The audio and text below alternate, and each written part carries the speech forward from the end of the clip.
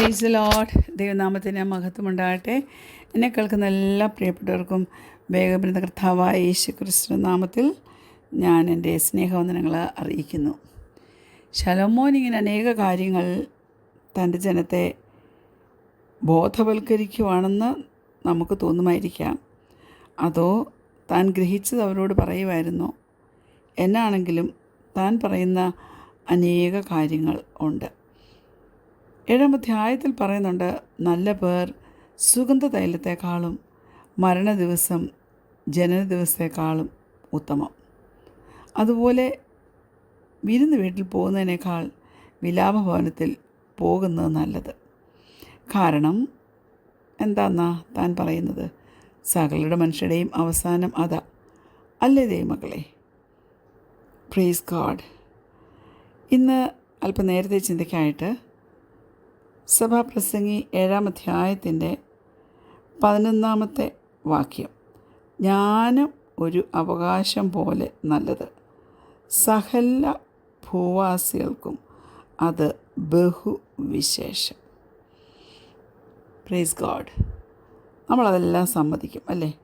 സകലർക്കും ബഹുവിശേഷമായി കയ്യിൽ കാണേണ്ട ഒരു അവകാശമാണ് ജ്ഞാനം. Praise God. മായയായിട്ടുള്ള കാര്യങ്ങളെയും മൂഢമായിട്ടുള്ള കാര്യങ്ങളെയും ഒക്കെ കമ്പയർ ചെയ്ത് നോക്കിയിട്ട്, കോൺട്രാസ്റ്റ് ചെയ്ത് നോക്കിയിട്ട് ശലോമോൻ പറയുക, it is better to be wise than foolish. ശലോമോൻ പറയുന്നത് ജീവിതം അൺപ്രഡിക്റ്റബിളാണ്. നമുക്ക് ആർക്കും പ്രവചിക്കാൻ പറ്റത്തില്ല. ചില സമയത്ത് പലതും നേടിയവർക്ക് പോലും തോന്നും ഈ ജീവിതം അർത്ഥശൂന്യമാണല്ലോ. ചില കാര്യങ്ങൾക്കൊന്നും ഒരർത്ഥവും ഒരു സെൻസും നമുക്ക് തോന്നിയില്ലെങ്കിലും ഞാൻ പറയട്ടെ, നാം ഫൂളിഷായിട്ട് പെരുമാറുന്നതിനേക്കാൾ നല്ലത് ബുദ്ധിയുള്ളവരായിട്ട് നീതിയോടെ ജീവിക്കുന്നതാണ് നല്ലത്. ഒരു വൈസ് ഡിസിഷനും ഒരു ഫൂളിഷ് ഡിസിഷനും തമ്മിലുള്ള വ്യത്യാസം എന്താണെന്ന് വെച്ചാൽ, ആ തീരുമാനമാണ് ഒരു വ്യക്തിയുടെ ലൈഫിൻ്റെ കോഴ്സ് നിശ്ചയിക്കുന്നത്. Wisdom provides much needed strength and protection and offers better result. ജ്ഞാനം നല്ല റിസൾട്ട് കൊണ്ടുവരും. അപ്പോൾ നാം ഓരോരുത്തരും എങ്ങനെ റെസ്പോണ്ട് ചെയ്യണം? ജീവിതത്തിൽ പലവിധമായിട്ടുള്ള ബുദ്ധിമുട്ടുകൾ, അനുഭവങ്ങൾ, യാതൊരു അർത്ഥവുമില്ലല്ലോ എന്ന് തോന്നുന്ന അനുഭവങ്ങൾ ഒക്കെ ചില സമയങ്ങളിൽ കടന്നു വരാം. പക്ഷേ ഓർത്തോണം, എല്ലാം ദൈവത്തിൻ്റെ, സർവശക്തനായ ദൈവത്തിൻ്റെ കൺട്രോളിലാണ് നടക്കുന്നതെന്ന് പ്രിയ ദൈവപൈതലേ നീ ഓർത്തുകൊള്ളണം. അവന് മാത്രമേ അറിയത്തുള്ളൂ വാട്ട് ദ ഫ്യൂച്ചർ ഹോൾഡ്സ്.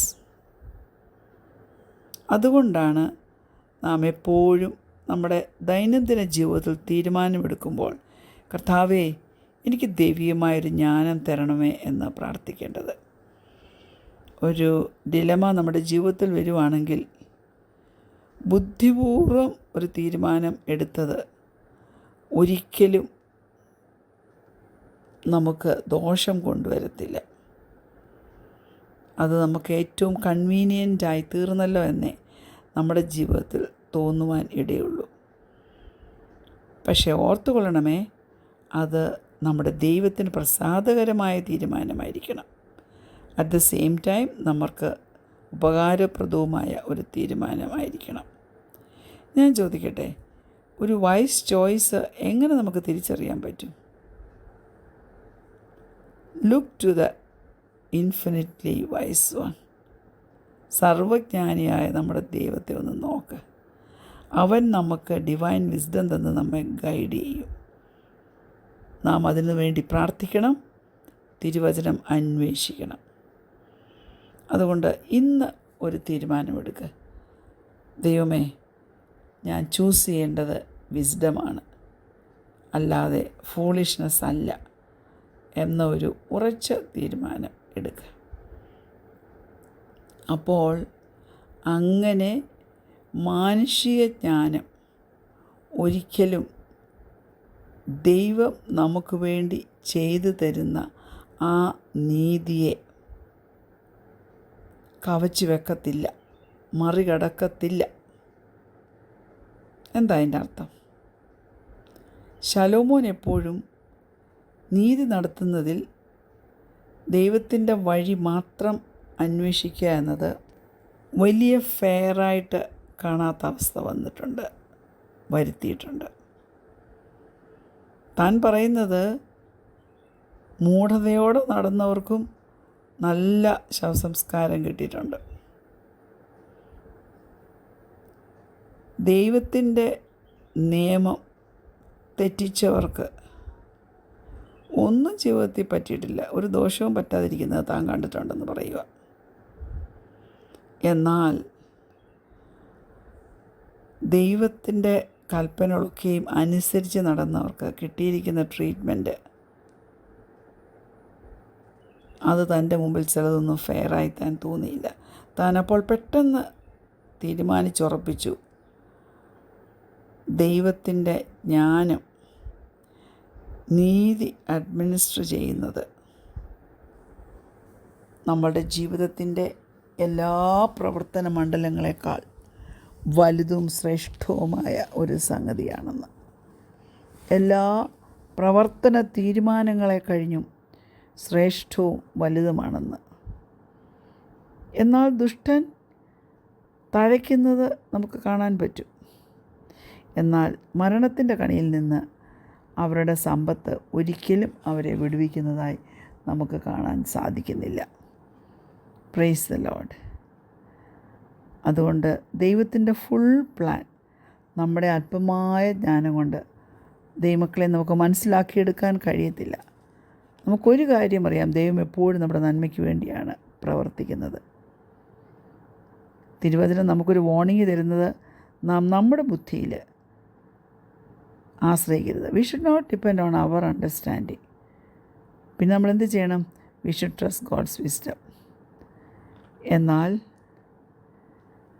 ദൈവത്തെ എതിർക്കുന്നവർ പ്രോസ്പർ ചെയ്യുന്നത് കാണുമ്പോൾ, അഭിവൃദ്ധി പെടുന്നത് കാണുമ്പോൾ ഈ ട്രസ്റ്റ് നമ്മുടേതങ്ങ് കുറഞ്ഞു പോകും. വൈ ഗോഡ് നമ്മൾ ചോദിച്ചു പോകും മനസ്സിൽ. അവരുടെ പ്രോസ്പെറിറ്റി മനസ്സിലാക്കണമേ, അത് ടെമ്പററിയാണ്, കുറച്ച് നാളത്തേക്കേ ഉള്ളൂ. അതവരെ പ്രൊട്ടക്റ്റ് ചെയ്യത്തുമില്ല. വചനം നമ്മെ പഠിപ്പിക്കുന്നു, യേശു ക്രിസ്തുവുമായിട്ടുള്ളൊരു വലിയ ബന്ധം മാത്രമേ അനുസരണക്കേടിനാൽ വരുന്ന കോൺസിക്വൻസസിൽ നിന്ന് നമ്മെ പുറത്തു കൊണ്ടുവരത്തുള്ളൂ. ഞാൻ ചോദിക്കട്ടെ, നിങ്ങളുടെയൊക്കെ ദൈവവുമായിട്ടുള്ള റിലേഷൻഷിപ്പ് എങ്ങനെയിരിക്കുന്നു? അല്പസമയം ഇന്ന് പകൽക്കാലം എടുത്തിട്ട് ദൈവത്തിൻ്റെ പെർഫെക്റ്റ് പ്ലാൻ, നമ്മുടെ ജീവിതത്തിൻ്റെ സാഹചര്യങ്ങളെയൊക്കെ ഒന്ന് മാറ്റി നിർത്തിയിട്ട് ഓർത്തേ, ദൈവത്തിൻ്റെ പെർഫെക്റ്റ് പ്ലാനിൽ കുഞ്ഞെ നിനക്കൊന്ന് ആശ്രയിക്കാൻ പറ്റുമോ? ആ പെർഫെക്റ്റ് പ്ലാൻ നിത്യത വരെയും നമ്മെ കൊണ്ടുപോവുകയും നമ്മുടെ ജീവിതത്തിൽ ആനന്ദം പ്രദാനം ചെയ്യുകയും ചെയ്യും. അന്ത്യം വരെയും വിശ്വസ്തയോടെ കാക്കുന്ന ദൈവത്തിൻ്റെ കരങ്ങളിൽ നമുക്ക് നമ്മെ തന്നെ സമർപ്പിച്ചു കൊടുക്കാം. കണ്ണുകളടയ്ക്കാൻ പ്രാർത്ഥിക്കാം. ഞങ്ങളെ സ്നേഹിക്കുന്ന ഞങ്ങളുടെ കർത്താവേ, ദുഷ്ടന്മാരുടെ തഴപ്പ് കണ്ട് ഒരിക്കൽ ആസാഫും അഹങ്കാരികളോട് അസൂയപ്പെട്ടു. എന്നാൽ പൗലോസ് അപ്പോസ്തലൻ പറഞ്ഞ പോലെ ദൈവത്തെ സ്നേഹിക്കുന്നവർക്ക് സകലവും നന്മയ്ക്കായി കൂടി വ്യാപരിക്കും എന്നുള്ള തത്വം മനസ്സിലാക്കി കഴിയുമ്പോൾ ആനന്ദിപ്പാനും സന്തോഷിപ്പാനും ഞങ്ങളുടെ ജീവിതത്തിൽ തരുന്ന ആ നല്ല വിവേക കൃപയ്ക്കായി ഞങ്ങൾ നിന്നെ സ്തുതിക്കുന്നു. കൃപയെ ഞങ്ങളെ പൊതിഞ്ഞ് സൂക്ഷിക്കുമാറാണ്. യേശുവിൻ്റെ നാമത്തിൽ തന്നെ ആമേൻ. Praise lord. God bless you all.